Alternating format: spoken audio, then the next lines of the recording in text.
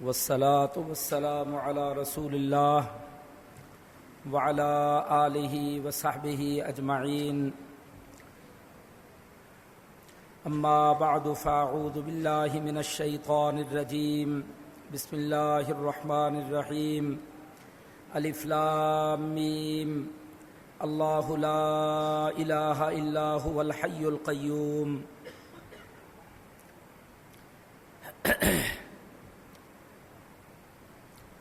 کل جو تیسرا پارہ پڑھا گیا تھا اس میں سے کچھ حصہ باقی ہے، انشاءاللہ وہ ہم اب بیان کریں گے، اور باقی چوتھا پارہ انشاءاللہ۔ سورہ آل عمران یہ بھی سب الطوال میں سے ہے، قرآن کریم کی جو لمبی صورتیں ہیں۔ رسول اللہ صلی اللہ علیہ وسلم نے فرمایا کہ ان صورتوں میں اللہ تعالیٰ نے بہت سا علم بیان کیا ہے، ان کو خاص طور پر پڑھا کرو، یاد کیا کرو اور ان کو سمجھا کرو۔ اور اس کی اہمیت یہ بھی ہے، رسول اللہ صلی اللہ علیہ وسلم نے فرمایا کہ یہ دو صورتیں البقرہ اور آل عمران، جو ان سے محبت کرتا ہے اور ان کو کثرت سے پڑھتا ہے تو یہ دونوں صورتیں قیامت کے دن اس کے بہت کام آئیں گی۔ بادلوں کی شکل میں یہ دونوں صورتیں آئیں گی، بندہ اللہ کے سامنے حشر میں پیش ہوگا تو رسول اللہ صلی اللہ علیہ وسلم نے فرمایا کہ یہ دونوں صورتیں اللہ سے جھگڑا کر کے بندے کو معاف کروائیں گی۔ یہ ان صورتوں کی اہمیت ہے۔ رسول اللہ صلی اللہ علیہ وسلم کثرت سے تہجد کی نماز میں ان دونوں صورتوں کو تلاوت کیا کرتے تھے۔ تو یہ پوری صورت آل عمران دو حصوں پر مشتمل ہے۔ پہلا حصہ جو تیسرے پارے میں ہے اس میں دو بڑے مسئلے بیان کیے گئے ہیں، عیسیٰ علیہ السلام کی الوہیت کا مسئلہ اور عیسیٰ علیہ السلام کی ابنیت کا مسئلہ۔ اور جو حصہ سورہ آل عمران کا چوتھے پارے میں ہے وہ رواں تبصرہ ہے جنگ احد پر۔ احد ہوئی تھی اور اللہ تعالیٰ نے اس کے اوپر تبصرہ فرمایا، کیا حالات پیش آئے، کیا واقعات پیش آئے۔ اللہ تعالیٰ نے اس کے حوالے سے پھر امت مسلمہ کی تربیت فرمائی ہے۔ یہ دو اس کے حصے ہیں، ان کا ابتدائی تعارف میں نے کروایا۔ تو یہ پہلا حصہ آل عمران کا کب نازل ہوا؟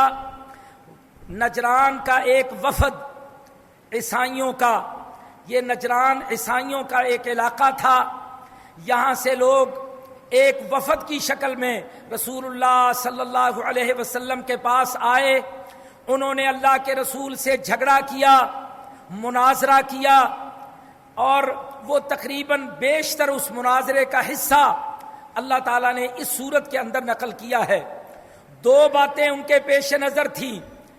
وہ کہتے تھے کہ عیسیٰ علیہ السلام ابن اللہ ہیں، اللہ کے بیٹے ہیں، اور سب عیسائیوں کا یہی عقیدہ ہے۔ اس بات پر انہوں نے اللہ کے نبی سے جھگڑا کیا۔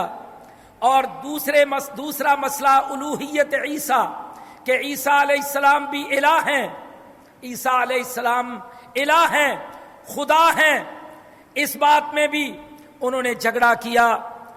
رسول اللہ صلی اللہ علیہ وسلم نے توحید کے دلائل کو پیش کیا۔ اللہ تعالیٰ نے ساتھ ساتھ قرآن مجید کا حصہ نازل فرمایا۔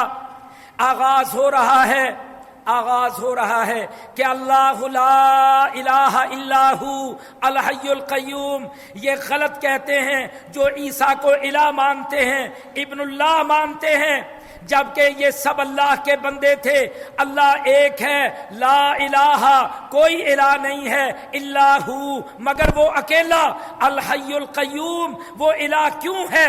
وہ حی ہے، خود زندہ ہے، اور القیوم سب کو زندگی دینے والا ہے۔ جبکہ عیسیٰ علیہ السلام تو پیدا ہوئے ہیں، عیسیٰ علیہ السلام کو تو پیدا ہوئے ہیں، جو پیدا ہو وہ رب نہیں ہو سکتا۔ رب کون ہوگا؟ الحی القیوم، جو ہمیشہ سے ہو، ہمیشہ رہے، نہ وہ پیدا ہو، نہ وہ کسی کا باپ ہو، نہ کوئی اس کا بیٹا ہو، یہ صرف رب العالمین کی ہے۔ یہاں سے اس سورت کا آغاز ہو رہا ہے، مسئلہ توحید سمجھایا جا رہا ہے۔ فرمایا شہد اللہ انہ لا الہ الا ہو والملائکۃ واولو العلم قائما بالقسط لا الہ الا هو العزیز الحکیم۔ توحید کی گواہی تو خود اللہ نے دی ہے، اللہ کے فرشتوں نے دی ہے۔ جتنے نبی دنیا میں مبعوث ہوئے، نہ انبیاء کے تسلسل میں عیسیٰ علیہ السلام کو بھی اللہ تعالیٰ نے نبوت، رسالت، کتاب دے کر دنیا میں بھیجا۔ یہ سب نبی بھی اولو العلم، یہ سب اس بات پہ شاہد اور گواہ تھے کہ اللہ ہی الہ ہے، اللہ کے سوا کوئی الہ نہیں ہے۔ اس آیت کو تفصیل کے ساتھ بیان کر کے فرمایا ان الدین عند اللہ الاسلام، توحید کی بنیاد پر دنیا میں اسلام قائم ہوتا ہے، اللہ کا دین اسلام ہے۔ فرمایا اب یہ تو عیسائیت کے نمائندے بن کے آئے ہیں، عیسیٰ کی الوہیت کے مسئلے کو لے کے آئے ہیں، جبکہ اسلام کا نمائندہ ہے آج محمد رسول اللہ صلی اللہ علیہ وسلم اور امت محمد ہے۔ فرمایا وہ دین حق ہے جو توحید کی بنیاد کے اوپر قائم ہے۔ اللہ تعالیٰ نے یہی دین یہودیوں کو دیا تھا، انہوں نے عزیر کو بیٹا بنا لیا، بچڑے کو خدا بنا لیا، شرک میں مبتلا ہو گئے، اور یہی توحید کا دین پھر اللہ نے عیسیٰ علیہ السلام کو دیا تھا، انہوں نے عیسیٰ علیہ السلام کو خدا بنا لیا اور ان کی ماں مریم کو خدا بنا لیا، وہ بھی شرک میں مبتلا ہو گئے، اللہ تعالیٰ نے ان کو بھی دور ہٹا دیا۔ اب اسلام کس کے پاس ہے؟ محمد الرسول اللہ صلی اللہ علیہ وسلم کے پاس یہ خالص اسلام ہے، یہ اسلام کے نمائندے ہیں۔ فرمایا یہی دین حق ہے، ان الدین عند اللہ الاسلام وما اختلف الذین اوتوا الکتاب الا من بعد ما جاءهم العلم بغیا بینہم۔ فرمایا یہ اہل کتاب یہود و نصارہ، ان کے پاس بھی اسلام آیا تھا، اسلام کو انہوں نے بگاڑا، ظلم انہوں نے یہ کیا، ان کو کتابیں دی گئیں، کتابوں کو انہوں نے بدلا، دین کو انہوں نے بدلا۔ آج بھی ان کے پاس تورات انجیل موجود ہیں، اس کے باوجود وہ نبی سے، محمد صلی اللہ علیہ وسلم سے اور اب آپ کے دین سے مخالفت کرتے ہیں۔ فرمایا یہ بغیم بینہم، بہت بڑی بغاوت ہے، یہ سرکش لوگ ہیں، انہوں نے ہمیشہ ظلم اور فساد دنیا میں برپا کیا ہے، اور دین کے نام پر یہ دنیا میں فساد برپا کرنے والے لوگ ہیں۔ اللہ تعالیٰ نے پھر تفصیل کے ساتھ فرمایا من یبتغی غیر الاسلام دینا فلن یقبل منہ۔ اور یہودیوں، تم اس بات پر تکبر نہ کرو کہ تم انبیاء کی اولاد ہو، اے عیسائیوں تم اس بات پر تکبر نہ کرو کہ تم عیسیٰ علیہ السلام کے ماننے والے ہو، ان کو نجات دہندہ تسلیم کرنے والے ہو۔ فرمایا ہم تم سب کو پکڑیں گے، عذاب میں مبتلا کریں گے، اور صرف اسلام قبول ہوگا تو محمد صلی اللہ علیہ وسلم کا اور امت محمد کا جو یہ اسلام لے کے آئے گا اللہ اسے قبول کرے گا، جو محمد کا اسلام لے کے نہیں آئے گا اللہ اسے قبول ہی نہیں کرے گا۔ اور فرمایا کہ اس اسلام کو تم نے خالص رکھنا ہے۔ کیسے خالص رکھنا ہے؟ کہ جیسے انبیاء نے خالص اسلام پیش کیا ہے، اور ابراہیم علیہ السلام کا ذکر فرمایا، اسماعیل علیہ السلام کا، اسحاق علیہ السلام کا، یعقوب علیہ السلام کا، پھر ان کی اولاد کا۔ فرمایا یہ سب اسلام لے کے آئے تھے، اسلام پر قائم تھے، آج اسی اسلام پر محمد صلی اللہ علیہ وسلم قائم ہے۔ افغیر دین اللہ یبغون، فرمایا ہم کسی اور دین کو قبول کرنے والے نہیں ہیں، نہ یہ دین کوئی ان کو فائدہ دے گا۔ اللہ تعالیٰ نے اس مسئلے کو، الوہیت عیسیٰ کے مسئلے کو، دین کے بگاڑ کے مسئلے کو اس کے اندر بہت تفصیل کے ساتھ بیان فرمایا۔ اور دوسرا مسئلہ الوہیت عیسیٰ ابنیت عیسیٰ، وہ کہتے تھے کہ عیسیٰ علیہ الصلاۃ والسلام کو ہم الہ اس لیے مانتے ہیں، خدا اس لیے مانتے ہیں کہ وہ اللہ کا حصہ ہے، اللہ کا حصہ ہے، اللہ کا جز ہے، اللہ میں سے ہے، اللہ میں سے ہے۔ یہ کہتے تھے اللہ کا بیٹا ہے، کیوں؟ اللہ سے ہے، اللہ کا جزو ہے، اللہ کا حصہ ہے۔ یہ بحث کرتے تھے۔ نجران کے وفد نے اللہ کے رسول سے اس مسئلے پر بحث کی۔ اللہ اکبر۔ اللہ تعالیٰ نے پھر اس کے لیے دلائل فراہم کرنا شروع کیے۔ فرمایا هو الذی یصورکم فی الارحام کیف یشاء لا الہ الا هو العزیز الحکیم۔ تم شبہات میں کیوں مبتلا ہو؟ اللہ تعالیٰ تو ماں کے رحم میں پیدا کرتا ہے۔ وہ کہتے ہیں پھر یہ بتاؤ کہ بغیر باپ کے کیسے پیدا ہو گئے؟ بغیر باپ کے کیسے پیدا ہو گئے؟ اللہ نے کہا ہم تو ایک قطرے کے بہت چھوٹے سے معمولی سے حصے کو ہم ماں کے پیٹ میں بچے کی شکل میں تبدیل کر دیتے ہیں۔ یصورکم، اللہ ان کی تصویریں کھینچتا ہے، شکلیں بناتا ہے جیسے چاہتا ہے، جس کو چاہتا ہے لڑکا بناتا ہے، جس کو چاہتا ہے لڑکی بناتا ہے، جیسا چاہتا ہے شکلیں دیتا ہے۔ یہ سارا کام رب العالمین کرتا ہے۔ بتاؤ کہ اللہ کے سوا کسی اور کے پاس یہ طاقت قوت ہے؟ کوئی ایسا طریقہ ایجاد کیا ہے کہ کہیں اور بھی بچوں کی تشکیل ہو جائے، تصویریں بن جائیں اور پھر یہ بچوں کو پیدا کر دیا جائے؟ جو اللہ ان سب چیزوں پر قادر ہے، ایک قطرہ آب سے پیدا کرتا ہے، کیا اللہ شکم مادر میں بغیر باپ کے عیسیٰ علیہ السلام کو پیدا نہیں کر سکتا؟ اور پھر اور دلیل دی ہے رب العالمین نے۔ فرمایا ان مثل عیسیٰ عند اللہ کمثل آدم خلقہ من تراب ثم قال له کن فیکون۔ عیسائیو، تم بڑی بحث کرتے ہو عیسیٰ علیہ السلام کہاں سے آ گئے، بغیر باپ کے کیسے پیدا ہو گئے؟ اللہ کا جز نہ مانے تو کیوں نہ مانے؟ فرمایا آؤ پھر ہم تمہیں سمجھائیں۔ ان مثل عیسیٰ عند اللہ کمثل آدم، ذرا اپنے باپ آدم کو دیکھو، اس کی نہ ماں تھی نہ باپ تھا۔ یہاں ماں تو ہے نا، ماں تو ہے، وہاں نہ باپ تھا نہ ماں۔ اللہ خلقہ من تراب، اللہ تعالیٰ نے مٹی سے آدم کو پیدا کر دیا، مٹی سے آدم کو پیدا کیا۔ ثم قال له کن فیکون، اس مٹی کو گوندھ کے، شکل دے کے، روح ڈال کے پورا انسان بنا دیا، اور پھر تم سب کو اس آدم سے پیدا کر دیا۔ جو اللہ آدم کو بغیر باپ اور بغیر ماں کے پیدا کر سکتا ہے، وہ اللہ قادر ہے کہ اپنے بندے عیسیٰ کو بغیر باپ کے پیدا کر دے۔ دلائل دے دے کر اللہ تعالیٰ یہاں سمجھا رہے ہیں۔ اللہ اکبر۔ پھر پورا شجرہ نسب اللہ تعالیٰ نے اس سورت کے اندر بیان فرمایا ہے کہ دیکھو، اس سورت کا نام بھی اسی لیے آل عمران ہے۔ آل عمران، یہ عمران کون تھے؟ مریم علیہ السلام کے والد محترم کا نام عمران تھا، عمران تھا۔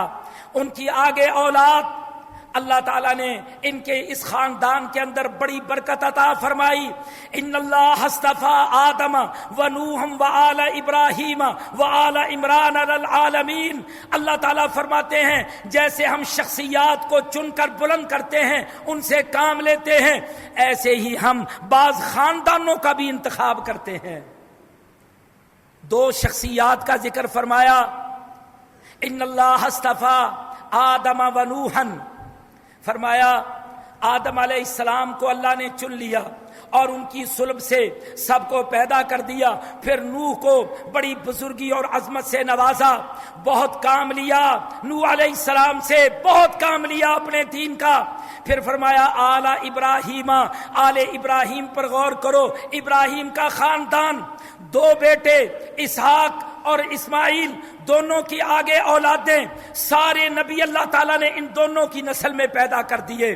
اللہ نے اس خاندان کو چن لیا، آل ابراہیم کو. اسحاق علیہ السلام کا بیٹے یعقوب، یعقوب علیہ السلام کے 12 بیٹے، 12 بیٹوں کی آگے نسلیں، ان کے اندر 1,00,000 سے زیادہ اللہ نے نبی مبعوث فرمائے. بڑی برکتیں دی، بڑی برکتیں دی. فرمایا جیسے ہم نے آل ابراہیم کو برکت دی، ایسے ہم نے آل عمران کو بھی برکت دی. اس خاندان کا بھی ہم نے انتخاب کیا.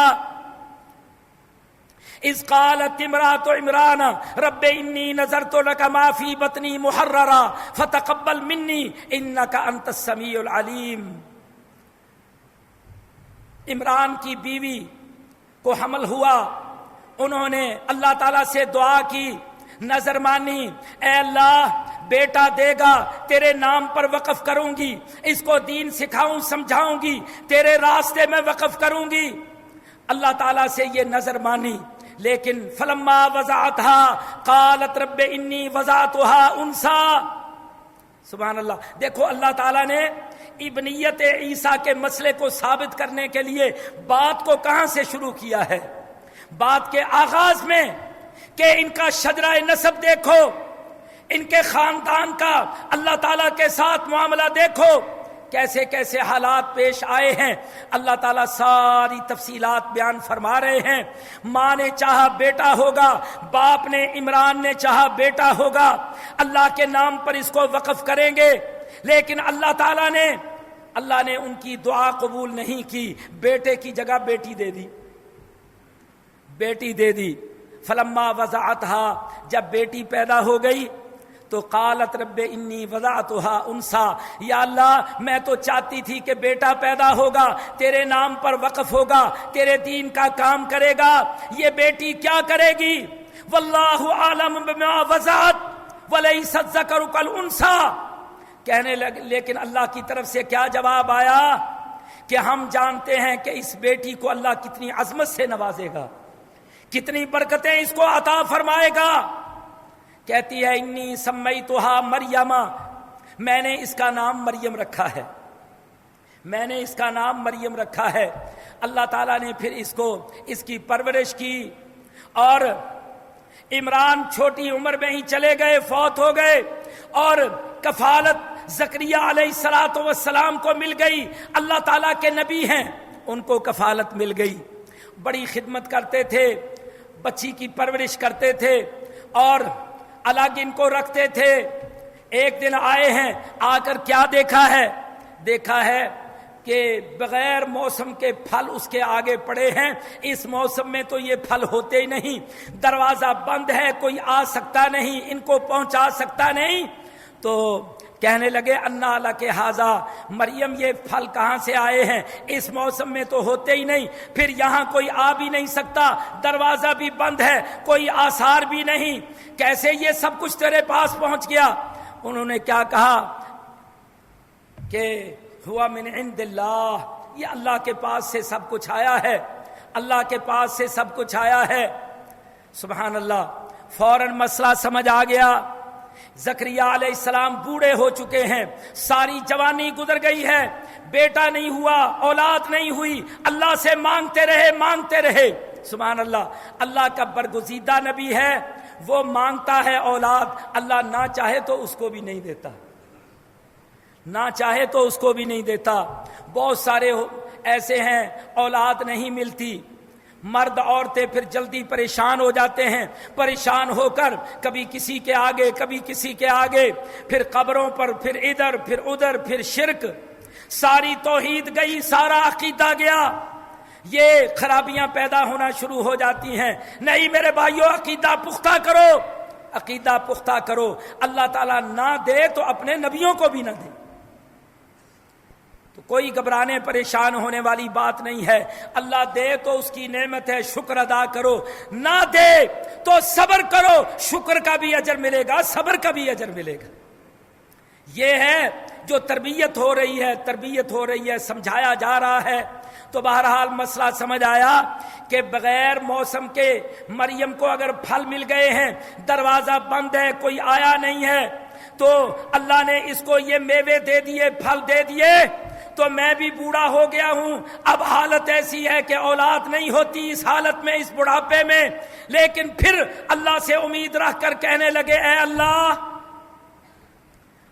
کھڑے ہو گئے نماز میں کھڑے ہو گئے، واقعہ دیکھ کر، مریم کے پھلوں کو دیکھ کر کھڑے ہو گئے، کھڑے ہو کر نماز میں دعا کرتے ہیں، اے مریم کو بغیر موسم کے پھل پہنچانے والے اللہ، کیا تو زکریا کو اس بڑھاپے میں بیٹا نہیں دے سکتا؟ سبحان اللہ۔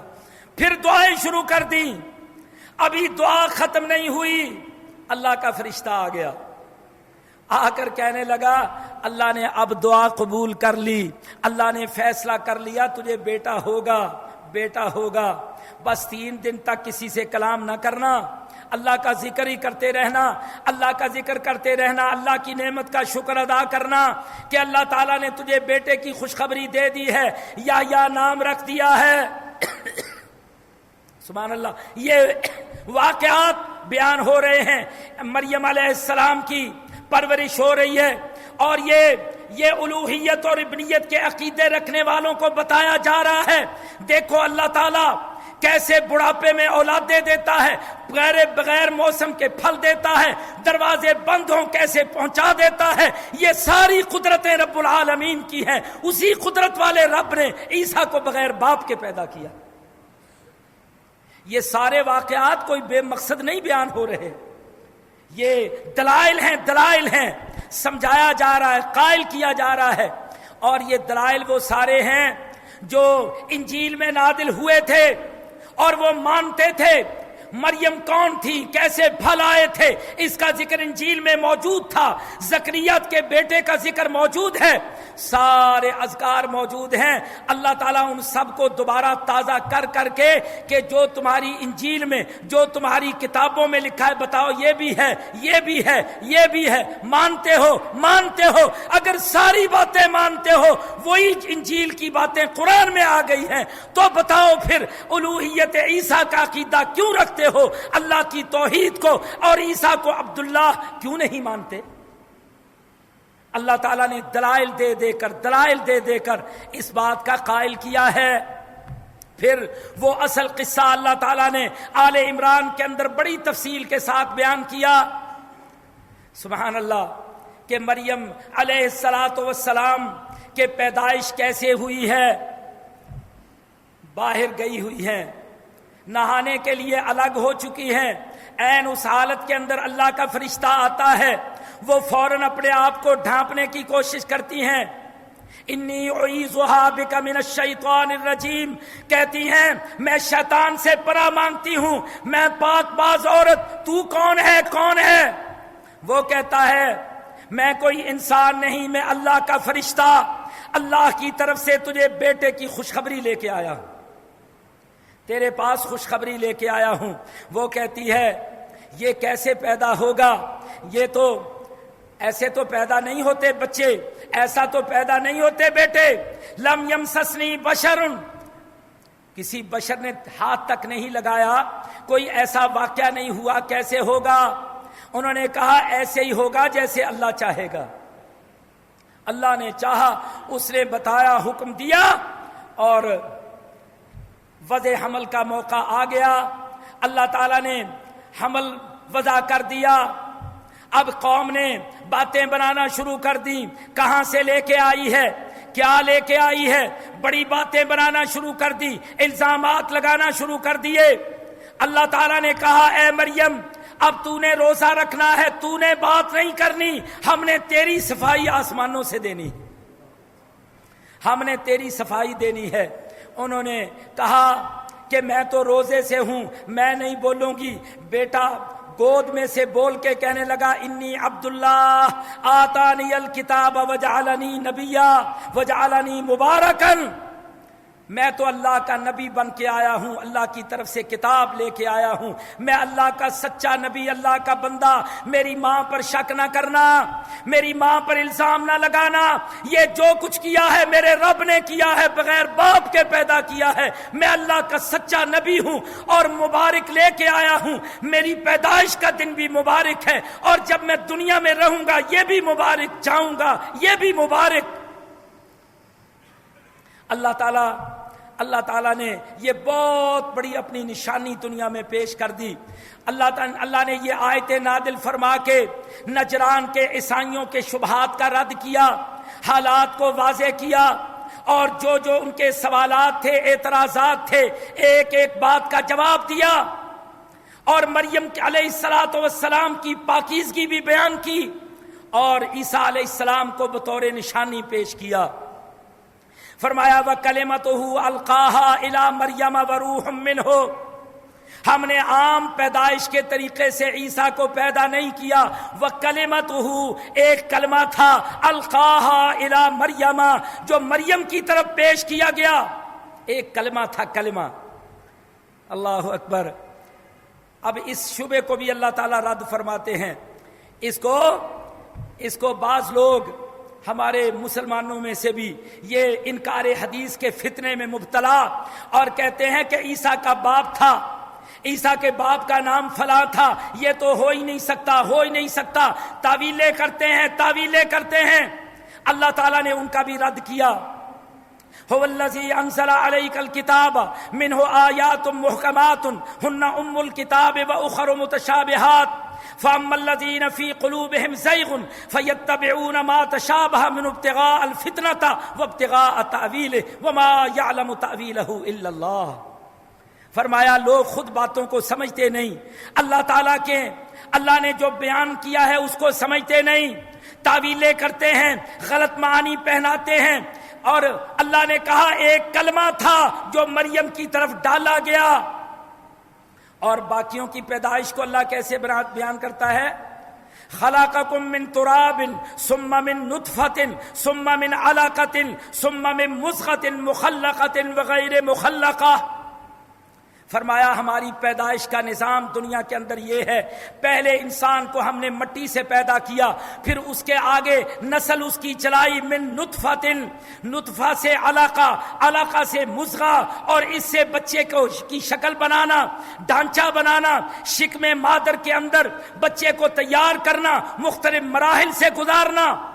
فرمایا یہ ہمارا عام طریقہ ہے، لیکن عیسیٰ کی پیدائش کے لیے ہم نے عام طریقہ اختیار نہیں کیا، ہم نے اس کے اندر ترمیم کر دی۔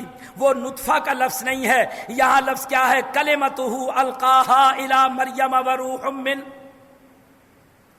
ہم نے ایک کلمہ نازل کیا، وہ کیا تھا، کیا ہے کہ اب بغیر باپ کے ان کو اس عیسیٰ علیہ السلام کو پیدا کیا جائے گا۔ فرمایا یہ معجزہ تھا ہمارا، یہ ہم کرتے ہیں اور کر سکتے ہیں جیسے چاہتے ہیں، یخلقکم کیف یشاء، جیسے وہ چاہتا ہے پیدا کرتا ہے۔ کیوں جی آپ نے سنے نہیں آج کل؟ ہاں، ایک بچہ پیدا ہوا اس کی 6 انگلیاں ہیں، ایک بچہ پیدا ہوا اس کے 2 سر ہیں، سنتے ہیں نا؟ ہسپتالوں میں ایسے بچے پیدا ہوتے ہیں، اللہ تعالیٰ اپنی قدرت کی نشانیاں دکھاتا جاتا ہے۔ فرمایا ہم جیسے چاہیں پیدا کرے، کس کو صحیح سالم پیدا کرے، کسی کو صحیح سالم پیدا نہ کرے، کسی کو عذاب پورے دے، کسی کو زیادہ دے، جیسے چاہیں ہم کریں، یہ ہمارا کام۔ بہرحال یہ ساری تفصیل بیان کر کے ان مسائل کو سمجھایا، لیکن وہ اڑتے رہے، بحث کرتے رہے۔ فمن حاجك من بعد ما جاءك من العلم فقل تعالوا ندعو ابناءنا وابناءكم ونساءنا ونساءكم وانفسنا وانفسكم ثم نبتهل فنجعل لعنة الله على الكاذبين۔ جب اللہ نے قرآن مجید میں آل عمران کے دلائل پر دلائل، توحید کے دلائل اور عیسیٰ علیہ السلام کے عبداللہ ہونے کے دلائل، اللہ کے نبی ہونے کے دلائل پیش کر دیے، لیکن بعض لوگ دلائل سے ماننے والے نہیں ہوتے، تو پھر ان سے کیا کہا کہ آؤ بھئی پھر مباہلہ کریں. ندو ابنانا وابناءکم، جاؤ تم اپنی اولادیں، اپنے بیٹے، اپنی بیویاں، اپنے بچے سب لے آؤ، ہم بھی اپنی بیویاں بچے، ہم اپنی آل اولاد سب کو لے کر آتے ہیں. ثم نبتہل، پھر ہم مباہلہ کریں گے، اللہ سے دعا کریں گے کہ جو سچا ہو اللہ اس کی حفاظت کر، جو جھوٹا ہو اس پہ موت طاری کر، اپنی لعنتیں نازل کر. اس موقع پر نجران کے وفد کو پھر مباہلے کی دعوت دی گئی، اور رسول اللہ صلی اللہ علیہ وسلم اس آیت کے نازل ہونے کے بعد اپنی اولاد کو، فاطمہ کو، دونوں بیٹوں کو، گھر والوں کو لے کر، اور ایک حدیث میں ہے ابو بکر صدیق رضی اللہ تعالیٰ عنہ، عمر فاروق رضی اللہ تعالیٰ عنہ، اور ان کبار صحابہ کو بھی اپنے اہل بیت کے ساتھ ملا کر، یہ ایک صحیح حدیث میں موجود ہے. بعض لوگ شبے میں ڈالتے ہیں، بہرحال ان کو لے کر آپ نکلے، کہے میں مباہلے کے لیے آیا ہوں. لیکن جب نجران کے عیسائیوں نے دیکھا کہ یہ مباہلے کے لیے آ گئے ہیں تو ان کا ایک بڑا سمجھدار تھا، کہنے لگا اس سے مباہلہ نہ کرنا، مارے جاؤ گے، نہ تمہارے بچے بچیں گے، نہ تم بچو گے، اس کے ساتھ مباہلہ نہ کرنا، مناظرے کرتے رہو لیکن مباہلے سے نہ بھاگنا. تو پھر وہ مباہلے سے باز آ گئے، مات کھا گئے، شکست کھا گئے. اللہ تعالیٰ نے پہلے حصے کے اندر یہ ساری تفصیل جو ہے وہ بیان فرمائی ہے. اور بھائیو، دوسرا حصہ آل عمران کا یہ جنگ احد کے اوپر تبصرہ ہے. احد کی جنگ بڑی عجیب جنگ تھی. بدر میں تو اللہ تعالیٰ نے شاندار فتح سے نوازا تھا. فرمایا وَلَقَدْ نَصَرَكُمُ اللَّهُ بِبَدْرٍ وَأَنْتُمْ أَذِلَّةٌ، اس دن تم بڑے ہی کمزور تھے، ہم نے تمہیں اتنی بڑی مدد سے، فتح مبین سے نواز دیا تھا، فرشتوں کی مدد آئی تھی. اور یاد رکھو کرو اے میرے نبی کہ جب آپ تبوئ المؤمنین مقاعد للقتال، آپ صفیں سیدھی کر رہے تھے جہاد کے میدان میں، احد کے دن آپ مجاہدین کی صفیں سیدھی کر رہے تھے اور اپنی زبان سے یہ کہہ رہے تھے اذ تقول للمؤمنین لن یکفیکم ان یمدکم ربکم بثلاثۃ آلاف من الملائکۃ منزلین. بھائی بدر میں 1000 فرشتے آئے تھے، اب اللہ تعالیٰ کی طرف سے میں خوشخبریاں دیتا ہوں کہ 3000 آئیں گے. بلا ان تصبروا وتتقوا ویاتوکم من فورہم ھذا یمددکم ربکم بخمسۃ آلاف. ہاں اگر تم نے صبر کا مظاہرہ کیا، مشکلات کو برداشت کیا، تو اللہ تعالیٰ 5000 فرشتوں کی مدد بھیج دے گا. اللہ اکبر. یہ اللہ کے نبی خوشخبریاں دے رہے تھے، صفیں سیدھی کر رہے تھے، لیکن فرمایا لیکن لوگوں نے کیا کیا؟ صبر کا مظاہرہ نہیں کر سکے، کچھ غلطیاں کر لی. جنگ شروع ہوئی، رسول اللہ صلی اللہ علیہ وسلم نے سب کو جگہ مقرر کر کے دے دی. ایک دستے کو پہاڑی چوٹ میں کھڑا کر دیا، ایک درے کے اندر کھڑا کر دیا. آپ کو خطرہ تھا کہ کوئی پیچھے سے اس کے اوپر حملہ نہ کرے، درے میں جو تیر انداز ہوں گے وہ ہمیں خبر دیں گے اور تیر چلا کے اس دستے کو روکیں گے جو پہاڑ کے پیچھے سے آئے گا. اللہ کے رسول نے ان کو وہاں کھڑا کر دیا تھا. لیکن جب صورتحال یہ بنی، پہلا وار جب ہوا، مسلمانوں نے اتنا مارا، کافروں کو اتنا مارا، دھکیل کے بہت پیچھے تک لے گئے اور میدان خالی ہو گیا، غنیمتوں سے میدان بھر گیا. تو مسلمان غنیمتیں چننے لگے، غنیمت کا مال جمع کرنے لگے.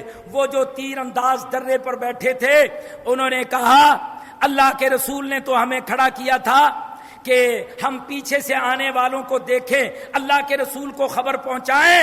اب تو کافر میدان چھوڑ کر بھاگ گئے ہیں. اب اللہ کے رسول کا حکم پورا ہو گیا، تعویل کر لی، اپنے قیاس سے اپنے لیے راستہ بنا لیا اور آ کر غنیمتیں چننے لگ گئے، جمع کرنے لگ گئے. اور پیچھے سے ان کو موقع مل گیا. خالد بن ولید مسلمان نہیں ہوئے تھے، ایک دستے کو لے کر، تیز گھوڑ سوار دستے کو لے کر پہاڑ کے پیچھے سے آئے اور وہ تیر انداز اس درے کے اندر موجود نہیں تھے. ان کو موقع مل گیا اور ایک ہی بار جبکہ یہ غنیمتیں چننے میں مصروف تھے، انہوں نے اچانک آ کے حملہ کر دیا۔ یہ حملہ اتنا اچانک تھا، اتنا زبردست خوفناک تھا کہ حتیٰ کہ یہ بڑھتے بڑھتے اللہ کے رسول کے قریب تک پہنچ گئے۔ اللہ کے رسول کا محافظ دستہ اس وقت صرف 9 افراد پر مشتمل تھا۔ اللہ کے رسول کے پاس اتنے لوگ تھے، باقی سارے اپنے دوسرے کاموں میں مشغول ہو گئے۔ تو یہ بڑھتے بڑھتے اللہ کے رسول کے قریب پہنچ گئے۔ ایک اتنا قریب آ گیا کہ اس نے اللہ کے رسول کے سر کے اوپر وار کیا، اتنا زور سے وار کیا کہ خود ٹوٹ گیا، اس کی کڑیاں جو ہیں وہ دس گئیں اللہ کے رسول کے چہرے پر، سر پر، اور اتنے گہرے زخم آ گئے، اتنا خون بہہ گیا کہ اللہ کے رسول زمین پر گر گئے۔ جب زمین پر گرے تو وہ حملہ کرنے والا، وہ وار کرنے والا زور سے اپنی فوج کے اندر خوشی سے اعلان کرتا ہے کہ میں نے محمد کو شہید کر دیا صلی اللہ علیہ وسلم۔ اور پھر 70 صحابہ دیکھتے ہی دیکھتے شہید ہو گئے، 70 سے زیادہ زخمی ہو گئے، زخمیوں شہیدوں سے میدان بھر گیا۔ اللہ کے رسول بھی زخمی ہو کر گر گئے اور افواہ عام ہو گئی، افواہ اڑ گئی کہ محمد صلی اللہ علیہ وسلم شہید ہو گئے۔ لوگوں نے پھر بھاگ کر جان بچانے کی کوشش کی۔ استسعدون ولا تلوون علی احد والرسول یدعوکم فی اخراکم، پہاڑ پر چڑھ رہے تھے، جان کو بچانے کی کوششیں کر رہے تھے۔ والرسول یدعوکم فی اخراکم، رسول پیچھے سے پکار رہے تھے، لوگوں میں زندہ ہوں، میں زندہ ہوں، کدھر بھاگے جا رہے ہو، واپس پلٹ آؤ، واپس پلٹ آؤ۔ لیکن کوئی سن نہیں رہا تھا۔ فرمایا فاصابکم غما بغم لکی لا تحزنوا علی ما فاتکم ولا ما اصابکم، اس دن تم پر غم آیا، مصیبت پہ مصیبت آئی اور تم پریشان تھے کہ ہمارے ساتھ ہو کیا رہا تھا۔ اللہ تعالیٰ فرماتے ہیں ہم نے یہ سب کچھ تمہارے ساتھ اس لیے کیا تھا کہ ہم تمہیں بڑی جنگوں کے لیے تیار کریں، تمہاری تیاری کریں، تمہاری تربیت کریں۔ اور اتنا زبردست نقصان ہوا کہ نقصان برداشت کرنے کا بھی حوصلہ تمہارے اندر پیدا ہو جائے۔ اللہ کہتے ہیں ہم ان کو روک سکتے تھے، جیسے بدر میں تمہیں شاندار کامیابی دلائی تھی، ہم احد میں بھی دلا سکتے تھے، لیکن یہ کام ہم نے اس لیے کیا تھا کہ تمہاری تربیت کرے، تمہاری تربیت۔ ثم صرفکم عنہم لیبتلیکم، فرمایا پہلے تم مار رہے تھے، استحسونہم باذنہ، پہلے تم مار رہے تھے، ثم صرفکم عنہم، پھر کیا ہوا؟ پھر پانسا پلٹ گیا۔ اللہ تعالیٰ فرماتے اس کے اندر ہماری حکمت کیا تھی؟ لیبتلیکم، کیوں جی؟ میٹھا میٹھا دیکھ کے، جہاد میں کامیابیاں فتوحات دیکھ کے ہی جہاد کو صحیح سمجھتے ہو، یا شہادتیں دیکھ کر، پریشانیاں دیکھ کر بھی کیا تم جہاد کو سچا مانتے ہو، اسلام کو سچا مانتے ہو؟ اللہ فرماتے ہیں یہ سب کچھ ہم نے میدان میں کروایا تو تمہاری آزمائش کے لیے کروایا۔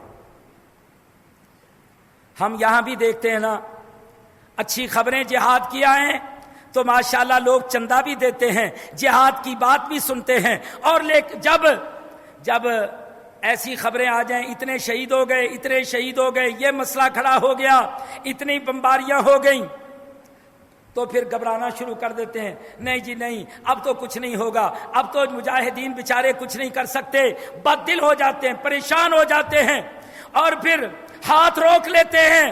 اللہ تعالیٰ فرماتے ہیں ہم تمہاری یہ تربیتیں کرنا چاہتے تھے، ورنہ بدر کی طرح مدد کر کے کامیابی تمہیں دے سکتے تھے، ہم نے اس وقت اس طریقے سے کیا، اور احد کے دن ہم نے تربیت کے لیے ایک دوسرا راستہ اختیار کیا۔ سبحان اللہ۔ اس موقع پر پھر یہ آیتیں اترتی ہیں، وَلَا تَهِنُوا وَلَا تَحْزَنُوا وَأَنْتُمُ الْأَعْلَوْنَ إِن كُنتُم مُؤْمِنِينَ۔ مسلمانوں اگر آج تمہیں زخم لگے ہیں، آج تمہیں بڑے پریشانی کا سامنا کرنا پڑا ہے، تو اس میں پریشان نہیں ہونا۔ وَلَا تَهِنُوا وَلَا تَحْزَنُوا، کوئی بزدلی کا مظاہرہ نہیں کرنا، پریشانی کا اظہار نہیں کرنا، یہ تمہاری تربیت ہے۔ جہاد چلے گا وَأَنْتُمُ الْأَعْلَوْنَ، تم ہی غالب ہوگے، کامیاب ہوگے۔ انجام تمہارے لیے، کامیابیاں تمہارے لیے، فتوحات اللہ تعالیٰ اس جہاد میں تمہارے لیے دے گا۔ فرمایا تلک الایام نداولها بین الناس، یہ تو دن ہیں ہم ان کو پھیرتے رہتے ہیں، کبھی اس کی طرف کبھی اس کی طرف، ہم دنوں کو پھیرتے ہیں، یہ سارا کنٹرول ہمارے ہاتھوں میں ہے۔ بڑی حکمتیں ہیں رب العالمین کی۔ فرمایا احد کے دن ہماری اصل حکمت کیا تھی؟ وَلْيُمَحِّصَ اللَّهُ الَّذِينَ آمَنُوا وَيَمْحَقَ الْكَافِرِينَ۔ فرمایا ہماری بڑی حکمت یہ تھی کہ ہم منافقوں کو مومنوں سے چھانٹ کے الگ الگ کر دیں، نکھار ہو جائے، پتہ چل جائے کون منافق ہے کون مسلمان ہے۔ ہم منافقوں کو چھانٹ کے الگ کرنا چاہتے تھے، جس کے دل میں جتنا نفاق تھا نفاق کو ظاہر کرنا چاہتے تھے۔ یہ نفاق ظاہر ہوتا ہے جہاد کے اندر، جب جہاد ہوتا ہے پھر نفاق کا، منافقت کا پتہ چلتا ہے، اور جب تک جہاد نہیں ہوتا پتہ ہی نہیں چلتا۔ تو اللہ تعالیٰ فرماتے ہیں یہ ہماری بہت بڑی حکمت تھی، بہت عظیم حکمت تھی۔ آگے اللہ تعالیٰ نے پھر تبصرے فرمائے، تربیت کے لیے لمبا مضمون ہے کہ ہم نے پھر انبیاء کے قصے، انبیاء کے قتال جہاد کے واقعات بیان کر کے دیکھو ان کے ساتھ کیا ہوا، ان کے ساتھ کیا ہوا۔ یہ سارے واقعات بیان کر کے تربیتیں کر کے پختہ کیا مسلمانوں کو، اور ساتھ ساتھ شبہات کا رد کرتا جا رہا ہے اللہ تعالیٰ۔ اور فرمایا کنتم خیر امۃ اخرجت للناس تأمرون بالمعروف وتنہون عن المنکر وتؤمنون باللہ، تم امت محمد کے لوگوں، تم سب سے اعلیٰ سب سے اچھی امت کے لوگ ہو کہ اللہ تمہارے ہاتھوں سے کام لے گا۔ جو پہلے نبیوں سے کام لیتا تھا، امر بالمعروف کا، نہی عن المنکر کا، دعوت اسلام کا، جہاد اسلامی کا، اب اللہ تعالیٰ تمہارے ہاتھوں سے یہ سارا کام لے گا۔ اس لیے اللہ تعالیٰ تمہاری تربیتیں کر رہا ہے، یہ شہادتیں تمہاری تربیتیں ہیں، یہ قربانیاں تمہاری تربیتیں ہیں، یہ زخمی ہو کر پلٹنا تمہاری تربیتیں ہیں۔ اللہ اکبر۔ پھر وہ منظر بھی اللہ تعالیٰ نے بیان کیا، الذین استجابوا للہ والرسول من بعد ما اصابهم القرح۔ ابو سفیان اعلان کر کے بھاگ رہا ہے کہ آج ہم نے بدلہ لے لیا، او بدر میں 70 مارے تھے، آج ہم نے 70 تمہارے مار کے حساب برابر کر دیا، اگلے سال پھر ملیں گے۔ اللہ کے نبی نے فرمایا اس کو جواب دے دو، جو تمہارے مرے دوزخ میں گئے، جو ہمارے مرے وہ شہادت پا کر جنتوں میں گئے، حساب برابر نہیں ہوا، شہادت ہماری کامیابی، موت تمہاری بربادی، یہ حساب برابر نہیں ہوا۔ اللہ اکبر۔ نبی اکرم صلی اللہ علیہ وسلم برداشت نہیں کر سکتے تھے کہ یہ فاتحانہ شان کے ساتھ واپس لوٹیں۔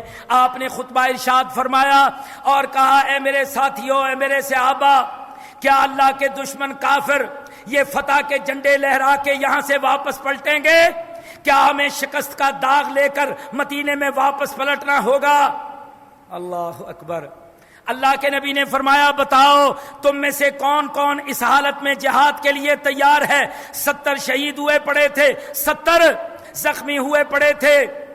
لوگ کہتے تھے نہ جہاد کی بات نہ کرو، اب حالات جہاد کے لیے درست نہیں ہیں، اگر کرو گے مارے جاؤ گے، نہیں بچو گے، نہ مدینہ بچے گا، محاصرے ہو جائیں گے، کچھ بھی نہیں بچے گا۔ اب کیا کرو؟ جہاد سے پیچھے ہٹ کر کوئی معاہدہ کر لو ابو سفیان سے، کوئی معاملہ طے کر لو، کوئی کمپرومائز کر لو، کوئی مصالحت کی شکل، مذاکرات کی شکل نکال لو۔ لیکن اللہ کے نبی کیا کہہ رہے تھے کہ نہیں، ہمارا کام ایک ہے، اللہ کے لیے لڑیں گے، اسی زخمی حالت کے اندر لڑیں گے۔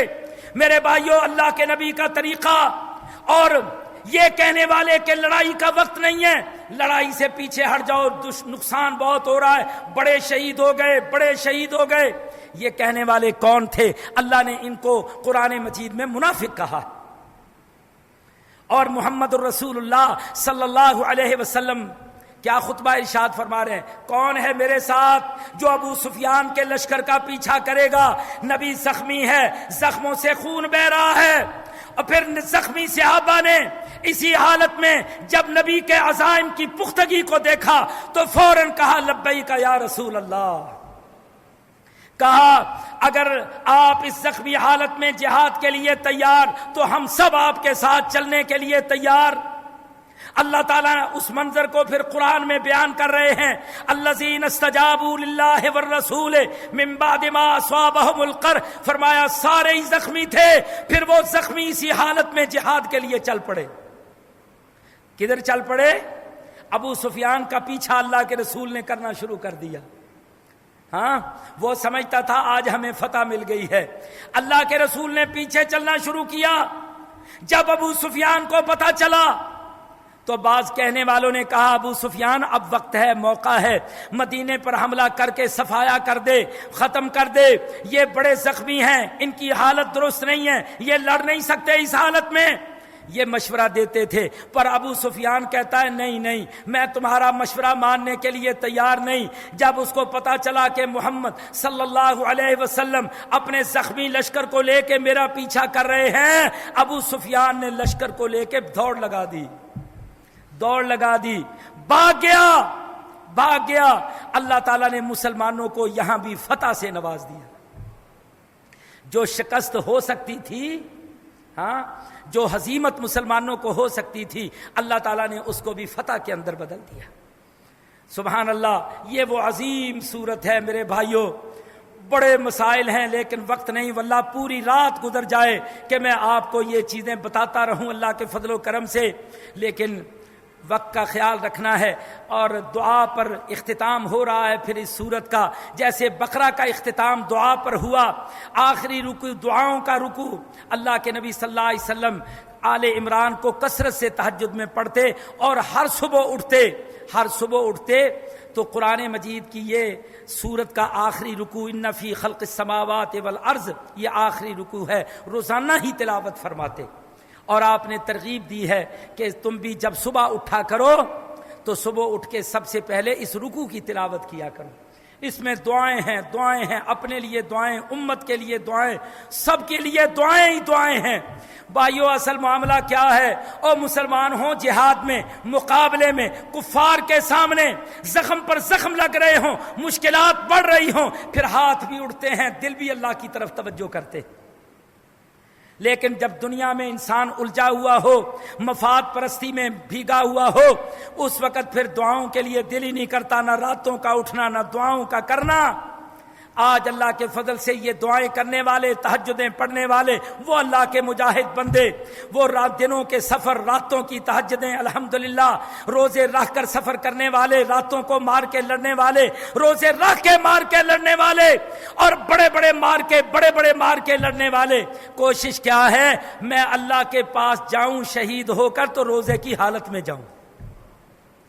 جن کا وتیرہ، جن کا انداز یہ ہوتا ہے، پھر وہ دعاؤں میں بھی اس طریقے سے کثرت کرتے ہیں۔ اللہ ہمیں بھی انہی کے نقش قدم پر چلنے کی توفیق عطا فرمائے۔ وآخر دعوانا الحمدللہ رب العالمین۔